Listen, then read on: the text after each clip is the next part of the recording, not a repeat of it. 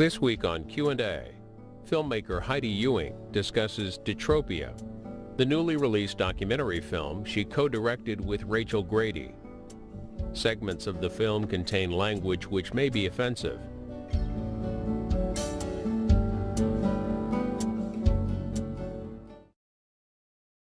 Heidi Ewing, at what point did you decide to do a documentary on Detroit? Well, I'm originally from the area. I was born and raised in the Detroit area, so there was definitely a personal connection there. I never considered making a film in Detroit or a film with any personal ties to myself whatsoever.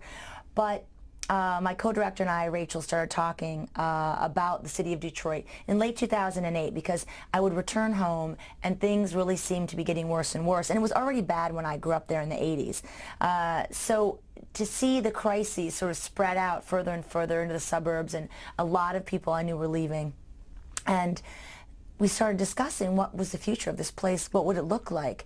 And then in October 2009, I came with my crew for 3 days just as an experiment and filmed in the city, just as an outsider, and talked to a few people and was absolutely riveted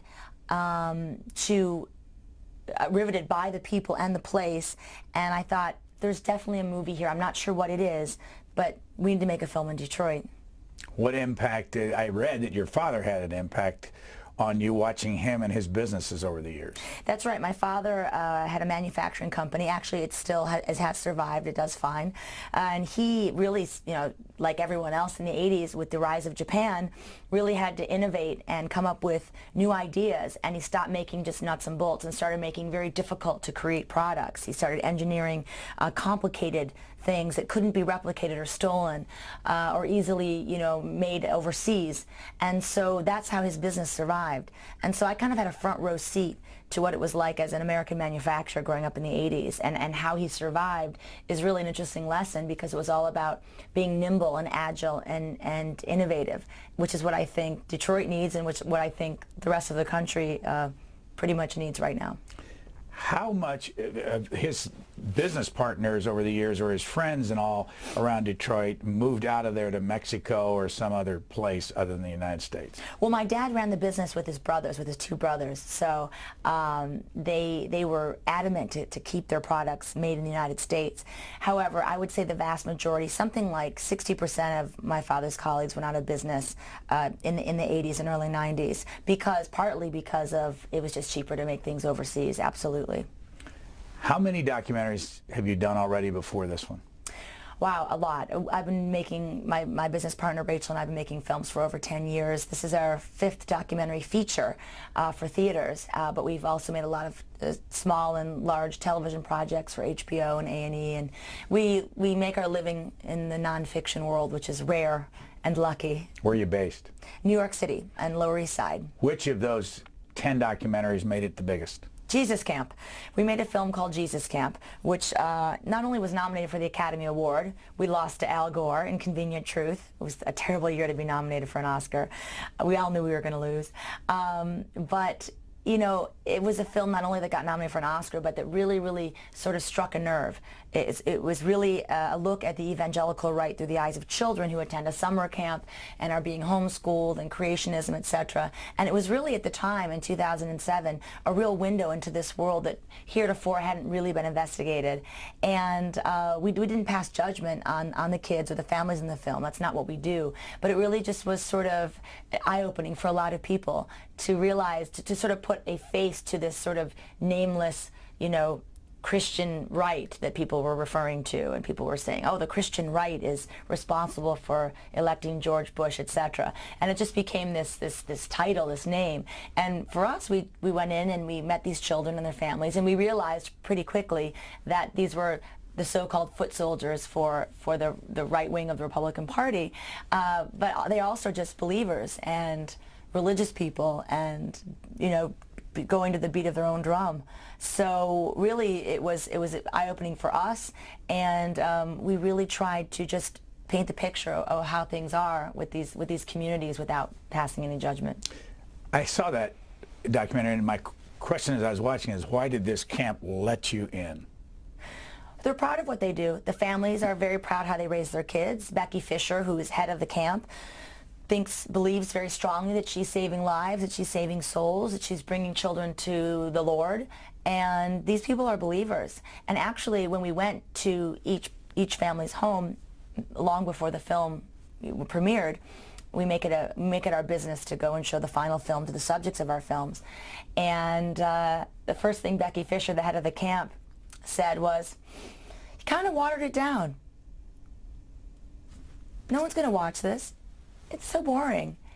And I said, "Becky, I come to you from a secular planet. You have to listen to me. People are not going to just, turn this off or not talk about it. This is considered, if not, I won't say the word radical, but this is considered hardcore faith and belief, especially with the Pentecostal, the speaking in tongues, that aspect of it." And she was just like, "All right, well, that's fine." And all of the parents and kids loved the film, and we're still in touch with everybody. So they felt like it was an accurate representation of their lives, and it is. And really, the strong reactions came from the outside, from people who wanted to find fault with what they were doing. And I thought that was very interesting. Actually, I became a much more tolerant person and a much bigger protector of freedom of religion and speech after making that movie, because I saw how some of the kids and some of the families were ridiculed, and terrible things were written about them in the blogosphere. Thank God it wasn't today, because it was really pre-Twitter and all of that. But I was really alarmed by some of the reactions, to be honest with you. We hadn't really expected that. So why documentaries? What's the motivation? How much of it's a business versus you just like this medium? It's a terrible business to be in. So if I were financially motivated, I definitely would be doing something else, like reality television, God forbid, or something like that. So really, no one gets into documentary motivated by the business allure or the financial allure, although we do make a living at it, a fine living at it. But really, it's Rachel and I, my co-director and I, we share an incredible curiosity, insatiable curiosity to learn, and it's this incredible gift that we're given to be able to pick up the phone, knock on someone's door, go to someone's community and say, "Hi, please talk to me because I'm trying to tell this story."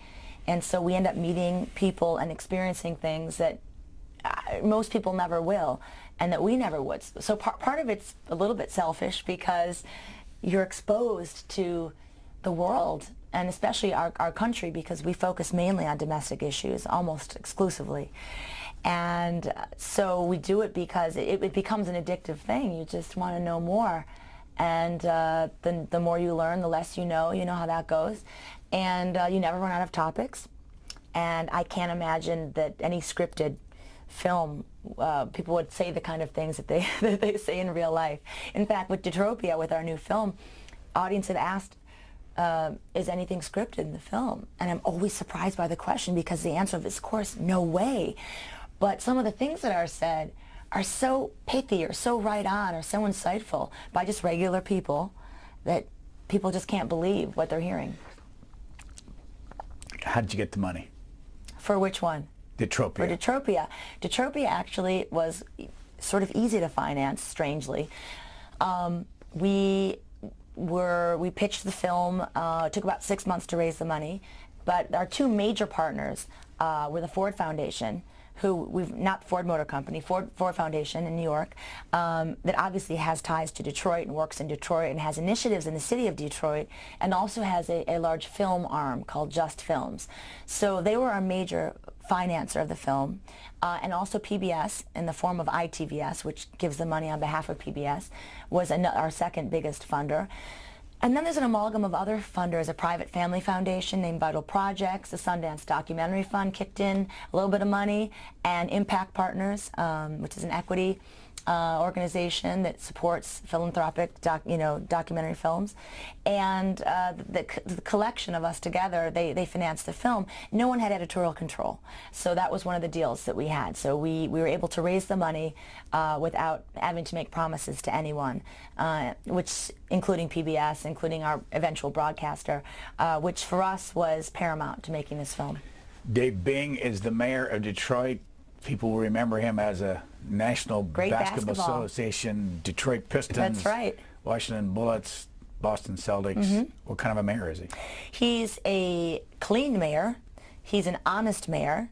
There is a history of corruption and all kinds of business with some of the city council and the mayors of Detroit. I don't think it's a secret, including Kwame Kilpatrick, the most recent mayor who's now on trial.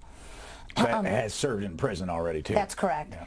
And so Detroit has just come out of a feeling, a sense of being abandoned, betrayed, and tricked by their previous mayor. I think most Detroiters would say that Kwame tricked them.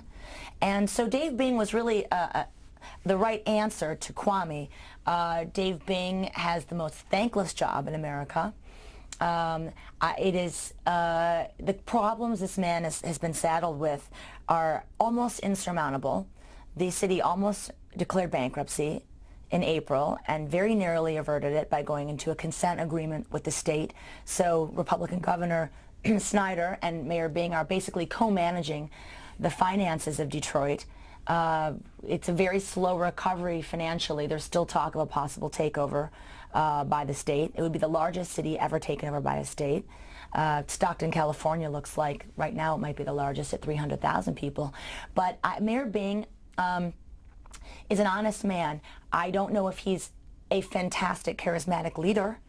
You know, I think that Detroiters like people with a little bit of swagger and attitude, and to be very forthright, I think as a mayor he's been kept things closer to the vest than most Detroiters are used to. Let's look at a little bit of your film. Obviously it's a commercial product and you're selling it, and we're just going to show bits and pieces of it.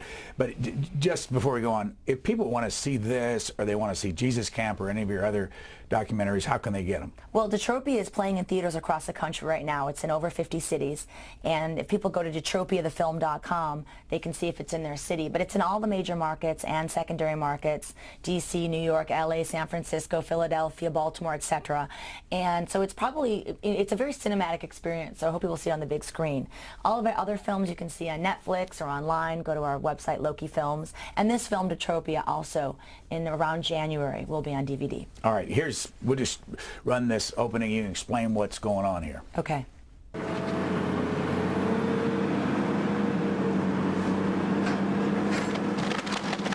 is the downsizing of Detroit. You're watching it live. One of 10,000 homes that they are trying to get done in the next 4 years, over the course of the 4 years of Mayor Bing's term. These are houses that are never coming back. Bill Koreski with Able Demo. These houses are coming back. No, not right now, no. They say there's one family every 20 minutes moving out. Moving out of Detroit. It's going back to the prairie, and these houses are just disappearing from the landscape. Yeah, they say there's 90,000 right now ready to go. Wow. Every day, nonstop. Every day. Get them done, get another list. Get them done, get another list. Man. Oh, yeah. Yeah, I think I forgot how many we got right here. Like, I know we got like 11 on this street.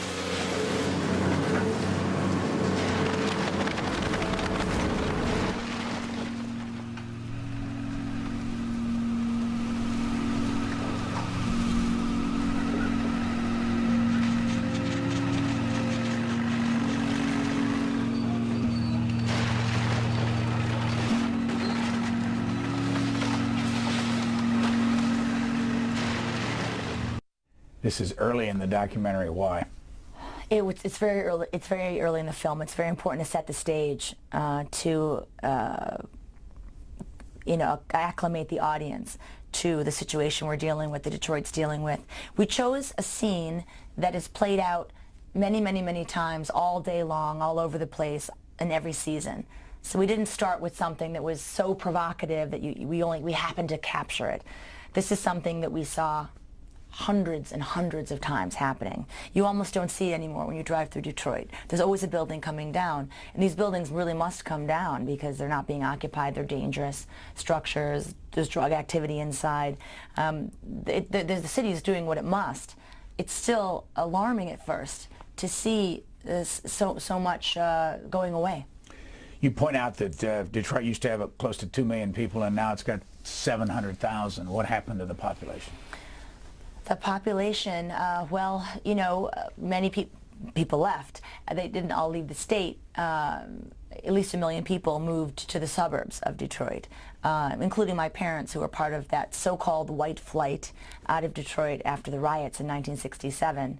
But the truth is that there were already riots in Detroit in 1943, and the population was never that comfortable with the arrival of so many African Americans from the South who came for the good jobs, when Detroit became the arsenal of democracy and started, you know, becoming the center of the war machine in World War II.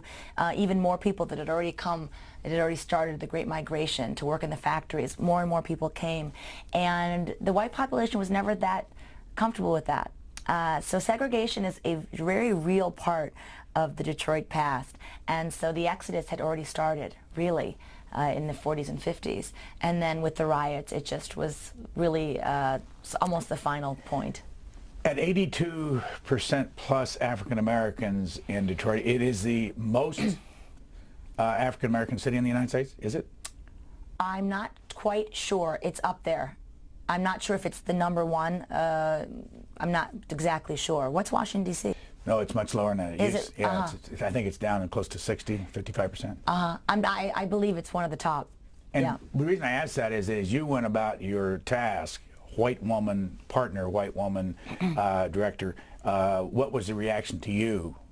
Well, one of our cinematographers is African American, so we were a bit of a mixed crew. You know, Detroiters are salty and weary and don't suffer fools, and race is always just under the surface in every conversation, in every interaction. I was aware of that being from there, so I just would sort of bring it up right away and explain very quickly that I was raised in Farmington Hills. My parents were Detroiters. My grandma was a Detroiter. She hung on till the end and then couldn't walk up her stairs and had to move. And I just sort of address it right away. I know what you're thinking, a girl from the suburbs. I don't live here anymore. I went to Mercy High School. Let's get it all out of the way, you know. And but I would spend my weekends in Detroit, and you know, I know the city, but I'm really an outsider and a little bit of an insider. And I would just acknowledge it right away, and so we could talk about it. You know, just pretending that there's not some kind of racial divide or pretending that we were exactly the same is foolhardy, and Detroiters don't appreciate it. So we just addressed it. You took your cameras in to watch Mayor Bing and some urban planners talk about the future. That's right.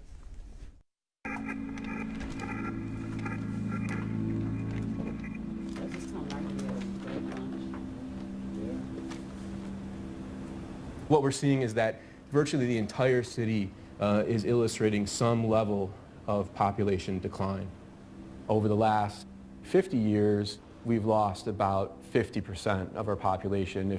If we were at about 1.86 million in 1955, we're arguably somewhere between 800,000 and 900,000 today within a city of the same size. You know, as the population plummets, the number of jobs is actually decreasing even more. I think you're probably up into the 50% real unemployment in the city. Even though you may have some Detroiters that get a job in Detroit, once they get to a certain level of income, they get the hell out of town too. So, you know, that seems to be the direction that a lot of folks are taking. But the reality of thinking that we're going to repopularize this area in significant numbers anytime in the near term, I don't see that as my reality.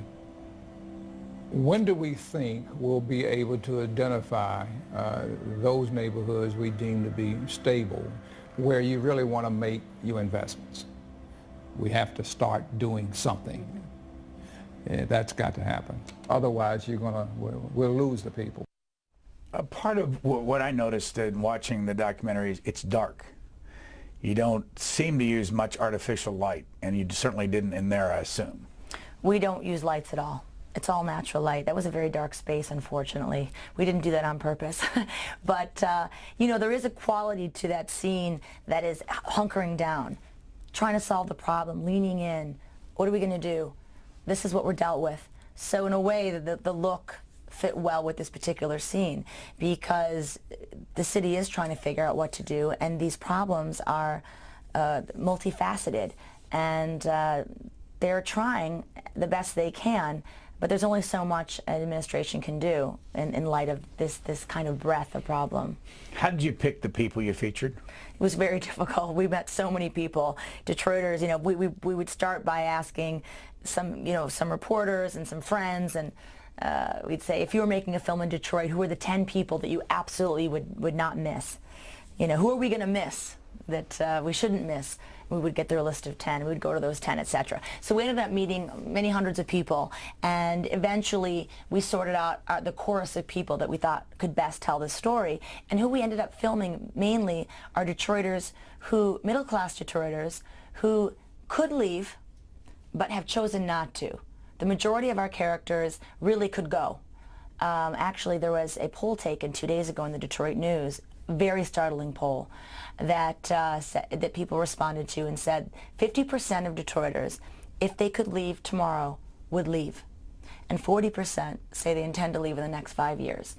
So the exodus has not stopped. There are newcomers, but it has not bottomed out in terms of people that want to leave. So it makes it even more significant that the people that we chose, for some reason, for one reason or the other, feel that Detroit needs them, and they're going to stay.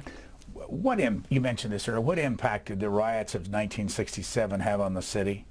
I think that the riots, I think you don't want to overstate it, because like I said, there have been riots in the past, but really it was pretty devastating, partly because it was never dealt with soon after. The next administrations coming in didn't really deal with the racial divide. The city-suburban divide was really cemented there, and there's so much resentment, even from, you know, my aunts and uncles and people that are older than me. The way they talk about Detroit is sometimes it's not really with derision, but there's still anger there, because that was their city and they feel in some way that they had to leave. Or, I mean, there's a lot of miscommunication, and those Detroiters who have stayed resent those that have left. Are you with us? Are you against us? There's still that very, very strong divide, and I really haven't seen it anywhere else in the country. I'd say the impact was pretty heavy. Statistics that I've found: 43 killed, how many were there? 400 and some injured, and then 7,000 arrested in that. Yeah. 82nd Arbor was shut. National Guard had to come in, tanks in the streets. We have some footage of that in the film. I want to show you, though, something that you haven't seen. It was an interview it popped up in an interview some months ago here with a professor out at American University, a fellow named Clarence Lucene, and he was there. So this is brief. Let's watch this.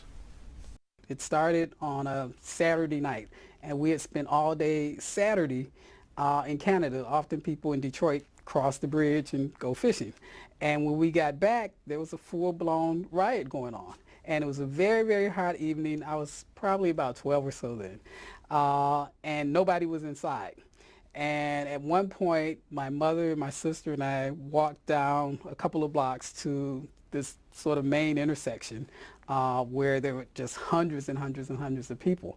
And after being there for a while, a car drove up, and two white men got out and fired at the corner. They lifted a shotgun and fired. And everyone on the corner was hit. It was probably about 20 people. Everybody was hit except for me. My mother was shot. My sister was shot. Some of the injuries were more serious than others, but everybody was, you know, people were bleeding, and there was, of course, panic. Oh. Yeah, and the statistics, I think 10 of the people, 10 or 12 of the people killed were white, and the rest were black. How much money has been, federal money's been sent into Detroit, and state money to try to rebuild it, and what impact did it have? Well, I can't give you the exact number, but there's a lot of efforts right now, not just from the state and the federal government, but actually there's so many sort of NGOs, there's so many foundations. Every foundation you can think of has set up in Detroit. You know how people refer to certain places around the world as an NGO, hotspot. Non-government organization. Yeah, it's like that, but with the foundations. Everyone has their pet project, everyone has their pet neighborhood, their initiative, be it education, be it urban farming. Everyone has sort of descended upon Detroit because some find it an interesting petri dish because they feel like Detroit will try anything right now because it's hit such bottom. Other people, feel that it's their responsibility as foundations to assist the people, the poverty. It's a very, very high, very, very low performing school system. There's a high rate of illiteracy. There's something for every foundation in Detroit. And just recently, actually, you mentioned federal funding. 164 firefighters were laid off as part of this sort of downsizing, as part of this effort for Mayor Bing to get the finances under control in the city. So firefighters, which Detroit needs because it's got sort of I think it must have the highest case of arson in the country, these guys are laid off. About 2 weeks later, miraculously, 100 guys are rehired. And when you look to find out where that money came from, it was actually the Department of Homeland Security has a fund for things like that. And I don't want to, overstate, but that's something you want to think about. The Department of Homeland Security needed to step in to keep Detroit, as safe as it can be for the moment. It could be a lot safer. But so we're talking about. I wondered making this film. We've seen the auto industry bailout. We've seen the bank bailout. Are we heading into an era of bailouts of cities? Is there such thing as a failed city? We talk about failed states, and are we looking at a slew of bailouts that the federal government's going to have to step in for many municipalities that are on the brink? It's not just Detroit, and that is really, really one of the messages of the film. When you've got no tax base, when you've got a recession with the housing bubble, etc., a lot of our urban centers just can't pay the bills and can't pick up the trash and can't protect the people. So Detroit in so many ways is it's interesting to look at as the possibility for several other urban centers in this country. Back to your Detropia documentary, a fellow named George McGregor. Before we show George McGregor, how'd you find him? George is amazing. He's the president of Local 22, UAW. And his guys work at the Detroit Hamtramck plant for General Motors. I found him because a tavern owner that we were filming was hoping that the Chevy Volt, which was being made up the street, would help bring his business back with the new shifts. And so we went up to the plant and found out who was in charge, and then we found George McGregor. Here he is. Guys, senior quality mechanical technicians, any of the guys that's at $18.50 an hour right now, they would be going down to $18 for 50 cents. Decrease in pay. With all the guys in Plant 7 that are making $17, they want to move them down to $14.50, which is a loss of $2.50 an hour on the wage. For factory support, which is the guys that are making $14.35, their new proposal is $11 an hour, which means they will lose $3.35 an hour on their wage.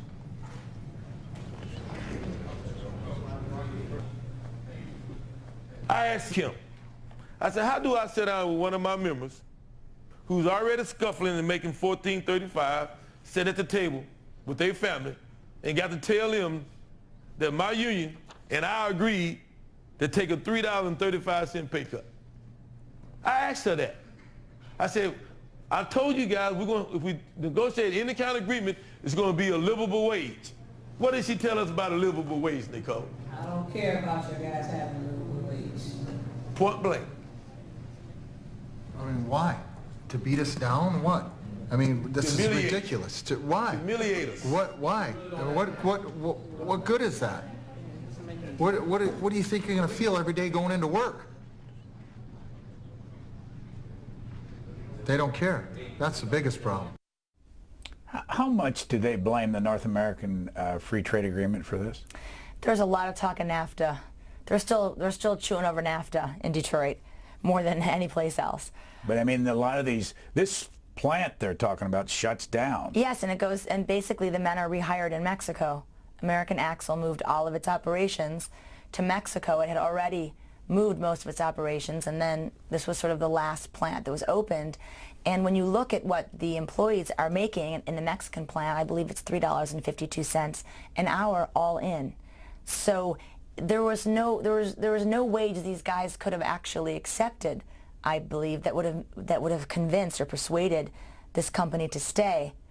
And therein lies the real conversation.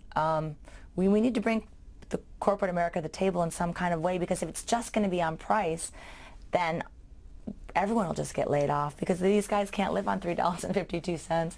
So, and this sort of articulates in a visual way what that looks like. What you hear about, with both candidates right now, the shrinking of the middle class. I'm for the middle class. The middle class is going away. But, what does that actually mean? What does that look like? And so in Detroit, and making this film Detropia, we sort of experienced what that looks and feels like from people who are experiencing it, and that's what you see in that scene. Both Democrats and Republicans passed NAFTA. Right. Both liberals and conservatives supported NAFTA. What's the solution? I mean, is there enough money in the federal till to bail out Detroit? I don't think that there is enough. There might be enough money in the federal till to bail out Detroit, but I don't know if there's enough money in the federal till to bail out all the other cities that are going to be lining up behind Detroit. And of course, that's really not the optimal solution. The one party I could not get to speak to me at all making this film was any representative from any of the corporations, which was very sad for me, because again, I think that's sort of the missing element. We need to figure out, you want to persuade some of these corporations that, you want to give them incentives to stay. You want Detroit, I think should really be seducing businesses to come. There's a lot of land. There's a lot of people out of work. Tax incentives to get them to come. That would be wonderful. But you also need some sort of assurance that these companies are basically decimating the people that would eventually buy their products, because there's not going to be anyone left to afford them. So I just feel like there's not really a conversation happening. How do we keep the corporations here? How do we make that happen? I would like to hear that, because they continue to leave in droves. I should say that if you watch the full documentary, there's a lot of music, not a narrator. And so we're not giving people the feeling of the documentary like you did. Yeah. Yeah. Let me run a little more of George McGregor from your documentary and see what he has to say. Okay. Huh? Now we can't even buy an American-made washing machine or an iron. So where did all our manufacturing base go? Where did it all go? Because we built everything. We built everything. Everything. America did. We have a standard of living in America that the working guy provided, a standard of living, which is eroding now, but it's a standard of living that the working guy, and it started right here in Detroit. Right here in Detroit, a middle class started right here. Everybody know it. We just got to face up to it. So we're able to send our kids to school. We're able to set up a little bit of money. Some of our guys were able enough to get a little place up north or whatever. Middle class. Got a boat. You understand what I'm saying? Middle class. Middle class. Is there anything that people like George McGregor or the UAW in general did wrong over the years that led to this? Absolutely. I think that there's a lot of blame to go around. The unions are not blameless in this. There was definitely a time that they had a lot of extras going on.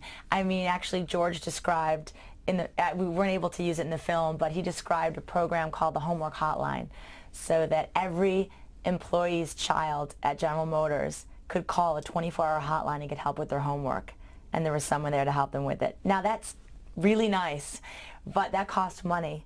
And the vacation days, the sick leave, there were people in the past that did fall down on the job. It was too hard to fire people. I mean, there was a time for sure where it was too bloated, and so was management. Producing subpar cars and paying themselves too much. I mean, overall, the industry behaved as a cartel at times, refusing to make small cars, saying you could never make money on small cars. Meanwhile, Honda and Toyota proved them wrong, and we lost the market share. So many mistakes were made.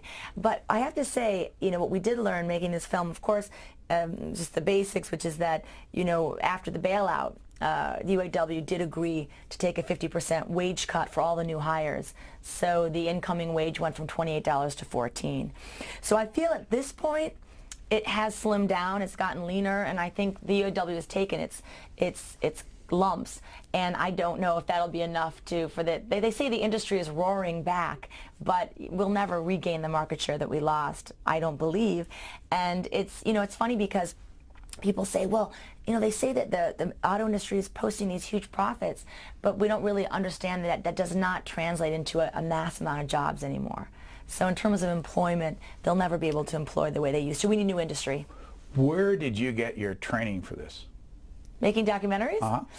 Just doing it. I didn't go to film school. Went to Georgetown here in D.C., went to Georgetown School of Foreign Service, and I got the film bug. I joined a film society with some friends, and we started making movies.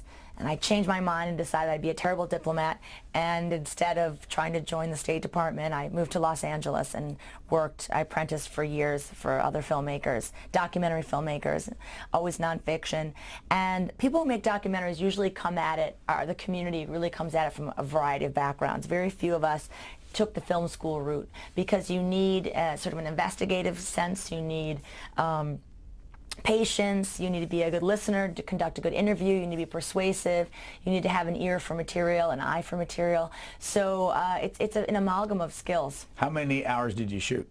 Ugh, too many, 500 hours on this one. We were there for 1.5 years. And how'd you meet Rachel Grady? Rachel and I met at a company called Gabriel Films in New York. We were working for another producer, and we were asked to produce a 2-hour TV special on the Church of Scientology a long time ago. And nobody wanted to make the film because I think people were afraid of the Church of Scientology. And we did it. And it was a fascinating experience. And so we met on that film. And in 2001, we started Loki Films in New York City, our own production company. Okay, more from the Detropia. By the way, who named it? I did. And when did you get that? A couple weeks before Sundance. We didn't have a title. Sundance, the film festival. Yeah, we opened the film at Sundance in January, and they needed a title because we had sent them a cut and with a temporary title, and we couldn't figure out what to call it. And there's a shot in the film where an auto parts store has been converted by an artist to read, instead of auto parts, it reads Utopia. And a guy's walking by it, and we started playing with the concept that Detroit was a utopia for many, and we started combining the words. This next clip is about scrap metal. And a bunch of guys standing around. Illegal scrappers. And how does it? Where'd you run into that? That was lucky for us in the sense that these guys are doing something illegal and they don't, come up and tell you I want to be filmed. We were driving one wintry night on our way somewhere else, and I saw sparks in this field, very, very strong orange flames, and we stopped the car, and I said, I think these guys are taking down this building. And we approached, and somehow we were able to film the scene. Okay, we'll watch it. Drugs and money. No one will mess with you around here. The police came earlier. Just make sure we wasn't stealing nothing, and we was careful. They said if they had any complaints, they'd have to run us off, but we was all right for now.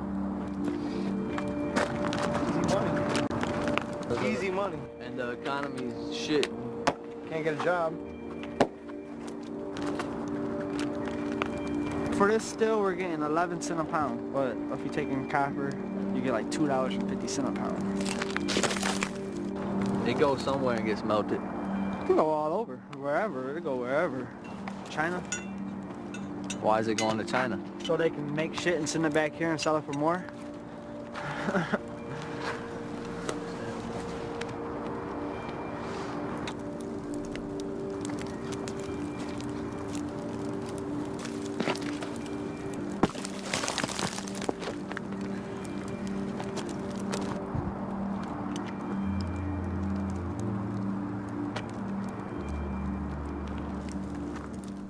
How's that work? How's it, where's the money? How do they make money? These guys know more about the price of metals on the international market than most people. They keep track of what the price of copper, steel, aluminum, and all the other metals is every single day. Obviously, it goes up and down. And if the price is good enough, they get up and they go and they try to find those metals from abandoned factories and homes and copper piping and things like that. And they take it to the scrapyard, which closes at 10 p.m. That's what they were on their way. And they weigh it, they get their money, And they're right. Most of the metals have been going abroad to help build the Chinese infrastructure and other places that need those metals, especially copper, because for telecommunications it's crucial and it's very expensive. So basically these guys it's the cleanup crew. And how much, do you have any idea how much they made? That night, that was a good take for them, apparently. They each made $200. Oh, and there was like 5 of them. So they take the metal out of buildings? Actually, they had just, previously in the scene, they had just taken down, we filmed them taking down, what we found out later was a Cadillac repair shop, a former Cadillac repair shop, which was just too devastating to put in the film. I just couldn't put that information in there. But yeah, they go into homes, I mean, but mostly these guys go into abandoned buildings and the abandoned structures. You go into most of the structures in Detroit and the scrappers have already been there. They've removed all the pipes. They've removed all of the metals. Who are the Coys? The Coys are the newcomers. Steve and Dorota Coy are a young couple in their late 20s. They met in Hawaii and they moved to Detroit because they're artists. They wanted to find a place they could afford. They heard it was urban and exciting and sort of Dodge City, anything goes. And Detroit is becoming an attractive place for people like them. So what are we going to see? We see them in a building somewhere. How did you find them? They were I found them, I forget how I found them, friends of friends of friends, and they basically are performance artists. They do graffiti art, installations, and they sort of, take the structures of Detroit like many artists and are sort of making them into their own personal art projects. Here is Steve and Dorota Coy. We had a project that we wanted to do, like street art, public installation. And so we just started evaluating, we looked at Baltimore, we were looking into New York City, and Detroit came up.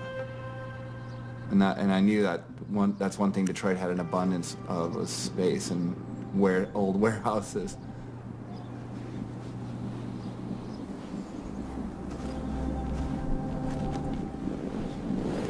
I feel like we've assimilated into that community of artists that are moving here and coming here. Yeah, we bought it just a couple weeks ago, and we're able to keep our studio because everything's so affordable. Yeah, Detroit is always constantly amazing me. I feel like this is it's redefining what the value of things are. $25,000 for an amazing loft. I don't know, that just makes it accessible to people like me. I would never be able to afford to own a home as an artist. And here I am, with a studio and an apartment in a major city, functioning for like $700 or less a month.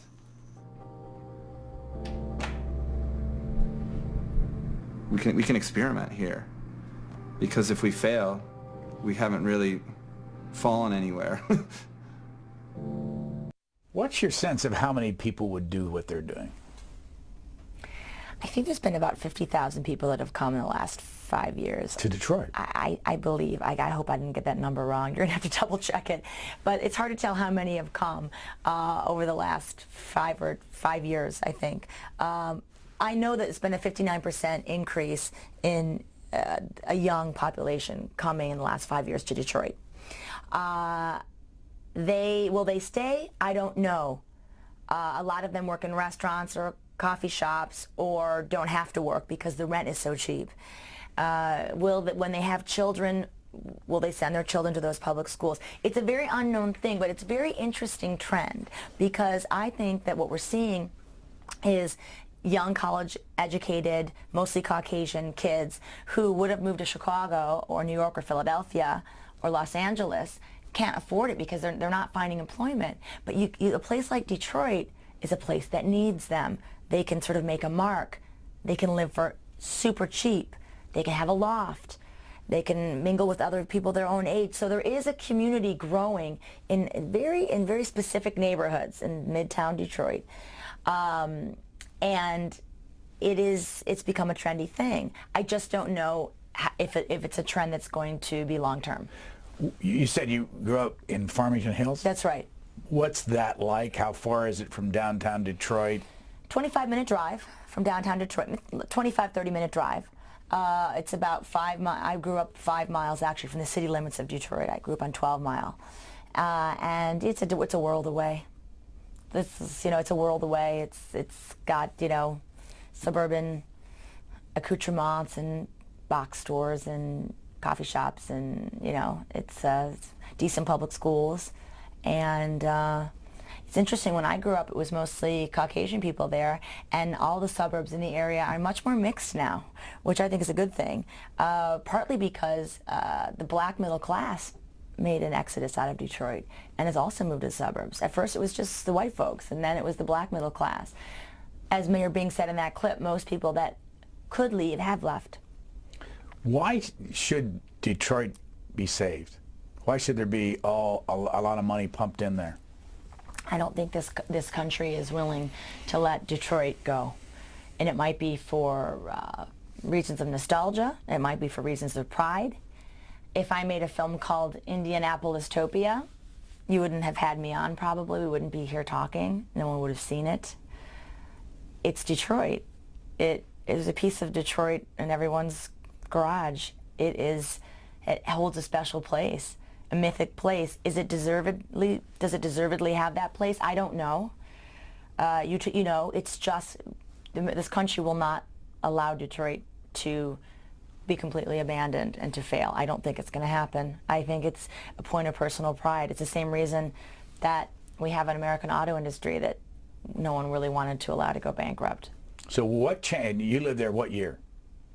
This film was made 2010. We lived there for about a year and a half. Did both of you live there? We took turns, and our crew lived there. We were there for 2 weeks at a time, 3 weeks at a time. We'd come home. We got 2 apartments downtown Detroit, crewed up, and basically moved in for about a year, year and a half. Were they cheap? Yeah, pretty cheap. So how do you and Rachel Grady divide your responsibilities? It depends. We cast the films together, so we go on location in the beginning together. We choose most of the subjects together. We come up with the look and feel and the tone of a film together, and then we go on location separately. So we're not both there together.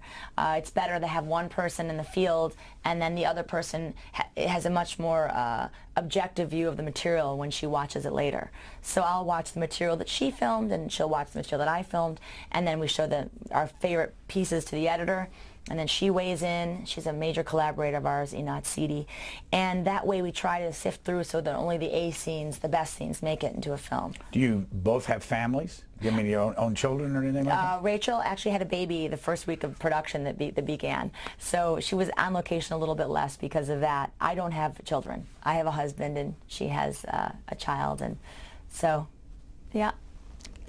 A character named Tommy Stevens. I'm not sure he would want to be called a character, but who is he? Mr. Tommy Stevens is the heart and soul of Detropia. He's a retired school teacher. He is a black middle class man who could leave Detroit but doesn't. He owns the last black-owned blues bar in Detroit on the east side of Detroit. It's called the Raven Lounge, and he opens it every Friday and Saturday night. Sometimes people come, sometimes they don't. It used to be a watering hole for the guys who come out the plant up the street when the plant was thriving, so it was a really busy business.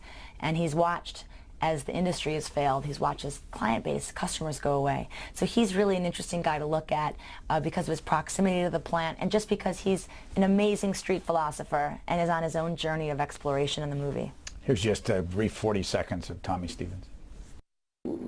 Capitalism is a great system. I love it. But it exploits the weak. It always does. It always does, unfortunately. You know, Kagan, one of the sociologists that I used to read back in the 60s, said that the upper class needed the middle class to buffer the poor.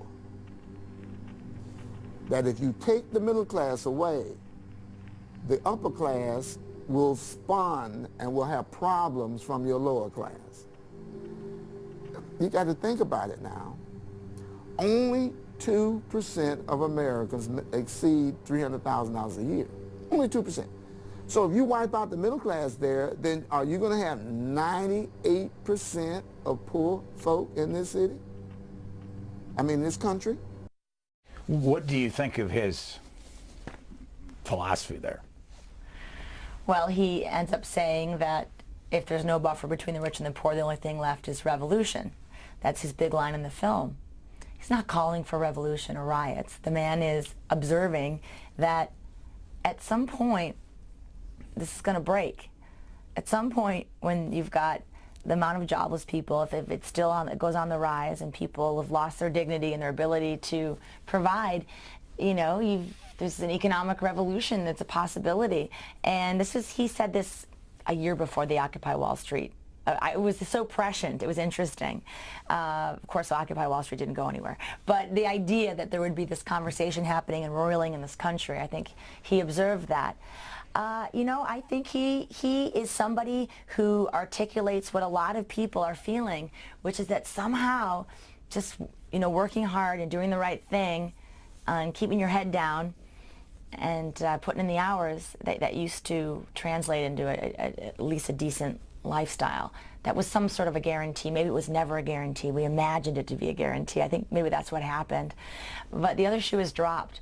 And so I think he's observing what a lot of people are feeling right now, which is this anxiety and this panic that somehow they can't and won't reap the benefits of capitalism, or that they won't do as well as their parents did. So I just think that he captures that feeling. What do you think? You grew up with a father who was an entrepreneur. He's obviously a capitalist. That's right.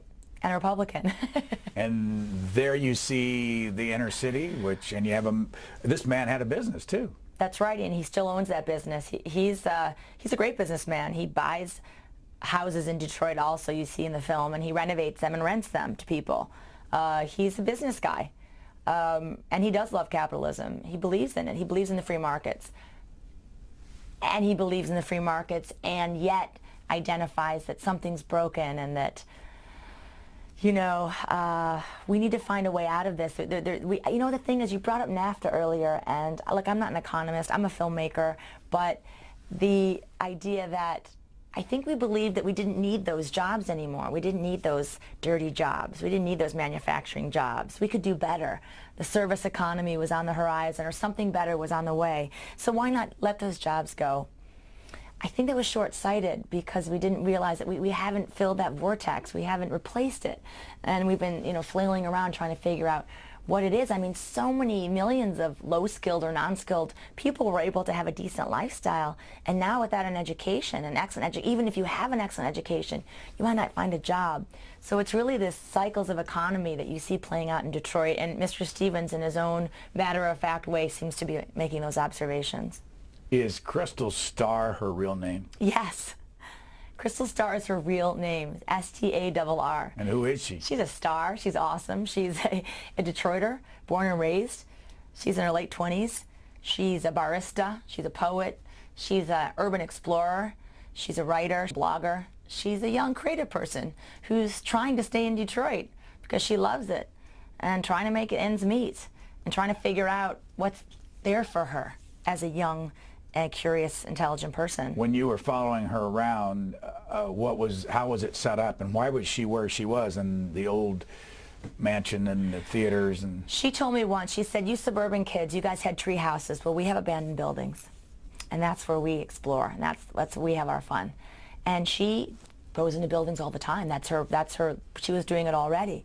That's one of the reasons we cast her, because that's what she did in her free time, was go into the old hotels and the old apartments and the old industries and factories, and she would get her book and she would figure out what used to be there, who used to live there, what did they wear, how did they live, what was the Detroit that she didn't experience, that heyday, that place that worked, that important big grand city. She never experienced it. Her parents barely experienced it, but yet people talk about it all the time because it's a place that's filled with nostalgia even for young people. So she represents that holding on to an era, a bygone era, but not having experienced it. And how much education does Crystal Starr have? You know? She's got some college experience, and I think she continues to take classes. But she's a blogger. She writes about all this. Yeah, she's a video blogger mainly, and she does write, and she has cultural salons on the weekends and stuff. Let's watch Crystal Starr. Great.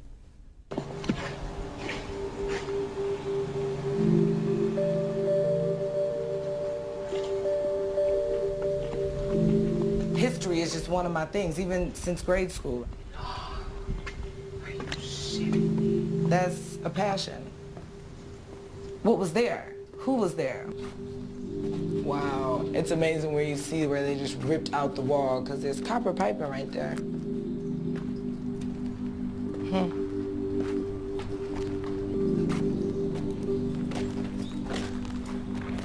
Can you imagine like having breakfast right here? You know what I mean? Like, look at your view. Look at your view in the morning. Like, yeah, I'm gonna go out and conquer the world because I can damn near see it from right here. Motown right up the street. Can't leave, man. Can't fucking leave.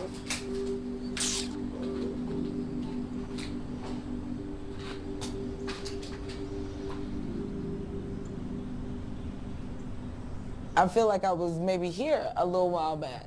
Or I'm older than I really am, but I just have like this young body and spirit and mind, but I have the memory of this place when it was banging. That's how I feel. Yeah, a lot of people feel that way. A lot of Detroiters feel that way. The memory, some people have a memory of the place when it was banging because they were there. And people like Crystal have a memory of the place when it was banging because she heard about it, she read about it, she dreamed about it, she was told about it. And there's that hope that it could somehow come back, return to greatness. I think it won't. I think it should become something different, transform itself into something that works, that's smaller and functional and more nimble. But returning to that era, none of us can do that. No city can do that. I'm going to end it with not some of your video, but before I do that, I want to ask you about it because within the last couple of weeks, 60 Minutes did a big feature on Rodriguez. Oh, yeah. But Rodriguez, a man who for years has lived in Detroit, lived in the places like you're seeing here, no one knew about him and he had been a singer. What do you think the rest of the world is saying about your Detropia, your documentary, 120, I guess an hour and 28 minutes long, and then also seeing Rodriguez, another, looking for Sugar Man. What's the image we're portraying to the rest of the world? What's the message? Oh, well, I think the message, I mean, that film is a totally different animal. I actually ran into Rodriguez while promoting Detropia. I ran into him, literally bumped into him in the street. He was an amazing talent that was lost to the world forever, working in Detroit in construction. And then he was plucked out and he was found by the filmmakers, and now he's returned to greatness and celebrity. I think Rodriguez has experienced the harsh realities of what a lot of Detroiters have. And I think the message we're portraying to the world is that this is a city in transition. This is a country a bit of in transition. We're having a bit of an identity crisis. We're trying to figure out what the next 50 years are going to look like. And other countries have been through it. There are highs and there are lows. And this country is finally talking about those realities for maybe the first time. And so I think we're projecting to the world an honest reassessment of where we've come from and where we're going. Detropia can be found in many movie theaters. Many movie theaters, but iTunes and later sold DVD in January and all that. That's right. What's next? Oh, I need to sleep for a year. Do you have another documentary? We just finished a film for HBO called The Education of Mohammed Hussein, and it looks at Islamophobia through the eyes of children, Muslim children in America, 10 years after 9/11. And when's that going to run? Not sure yet, but look out for it. Okay, this is just a little bit of inner city blues, Rodriguez in the Detroit Institute of Arts, not connected with your film, but it captures another personality from that city. Thank you, Heidi Ewing, for joining us. Thank you for having me.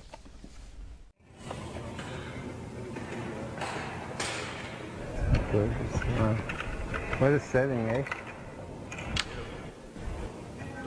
Okay. I wouldn't mind getting some water. Some water.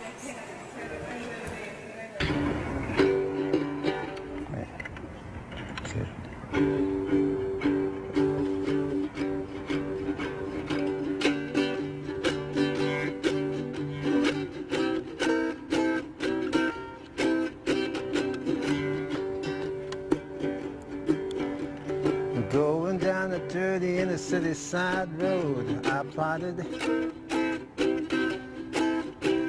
Madness passed me by, she smiled high. I nodded.